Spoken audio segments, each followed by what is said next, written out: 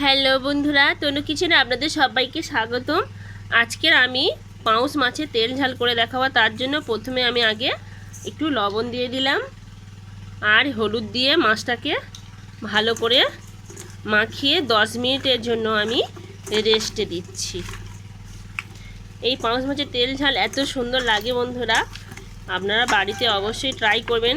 এইভাবে আমি যেইভাবে বানাচ্ছি সেইভাবে বানালে খেতে অসাধারণ লাগে, মাংস ফেলে খেতে ইচ্ছা করবে। চলুন দেখা যাক আমি কীভাবে পাউস মাছের তরকারিটা তেল ঝালটা রান্না করি। এখানে মাছের ঝালটা করার জন্য রসুন, কাঁচা লঙ্কা, টমেটো, পেঁয়াজ, আদা কুচি নিয়েছি আর ধনেপাতা আছে ওখানে। আর এখানে আলু নিয়েছি, হালকা করে একটু সেদ্ধ করে নিয়েছি। কড়াইটা ভালো করে তেল দিয়ে গরম করে নিয়েছি। এবার আমি মাছগুলো একটা একটা করে দিয়ে ভালো করে ভেজে নিচ্ছি।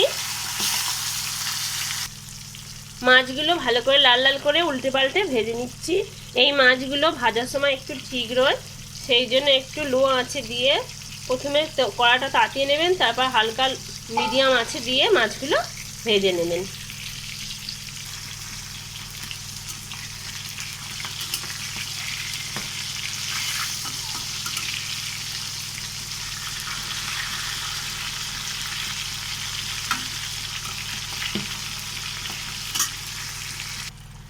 মাছগুলো আমার ভেজে নেওয়া হয়ে গেছে। আমি এগুলো সব এবারে একটা একটা করে তুলে নেব। মাছগুলো সব ভেজে নেওয়া হয়ে গেছে। আমি ওই একই কড়াইতে তেলটা আবারও গরম করতে দিয়েছি। প্রথমে আমি রসুন কুচি দিলাম। রসুনগুলো হালকা লাল লাল হয়ে আসলে এখানে আমি কাঁচা লঙ্কা দিচ্ছি আর পেঁয়াজ কুচোনো, আদা কুচোনো, টমেটো সব একসাথে আমি এখানে দিয়ে আবারও আমি ভালো করে কষিয়ে নিচ্ছি। সামান্য একটু হলুদ দিয়ে দিচ্ছি আর একটু লবণ দিচ্ছি, দিয়ে এটাকে কষাচ্ছি। যতক্ষণ না ভালো করে সুন্দরভাবে তেল ছাড়ছে ততক্ষণ আস্তে আস্তে কষিয়ে নিতে হবে। এবার একটু লঙ্কা গুঁড়ো দিচ্ছি আর সামান্য জিরে, ধনের গুঁড়ো, গোলমরিচের গুঁড়ো একসাথে করা ছিল, এটা আমি দিয়ে ভালো করে কষিয়ে নেওয়া হয়ে গেছে। এবারে এখানে ধনে পাতা আছে, কিছুটা ধনে পাতা আমি দিয়ে দিলাম। এই ধনে পাতাটা দেওয়ার পরে শুধু এই মশলার সাথেও মাছটা করতে পারেন। আমি আজকে আলু দিয়ে করছি।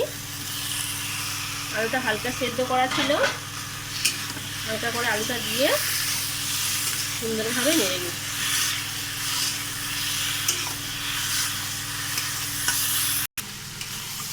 ভালো করে কষিয়ে নেওয়া হয়ে গেছে। সামান্য জল ঢেলে দিলাম। যে যেমনভাবে খাবেন সেই অনুযায়ী গ্রেভিটা রাখবেন। ঝোল এরকম টকবক করে ফুটছে, এই অবস্থায় আমি মাছগুলোকে ছেড়ে দেব।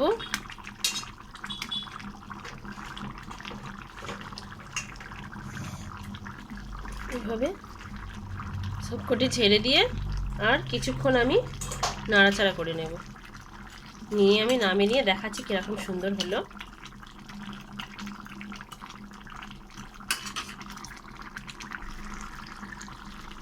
তরকারি একেবারে রেডি হয়ে গেছে, এবার আমি নামিয়ে নিচ্ছি।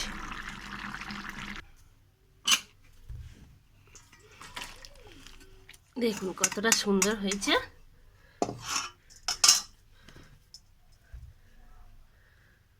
আজ এই পর্যন্ত, আবার দেখা হবে অন্য কোনো ভিডিওতে। টাটা।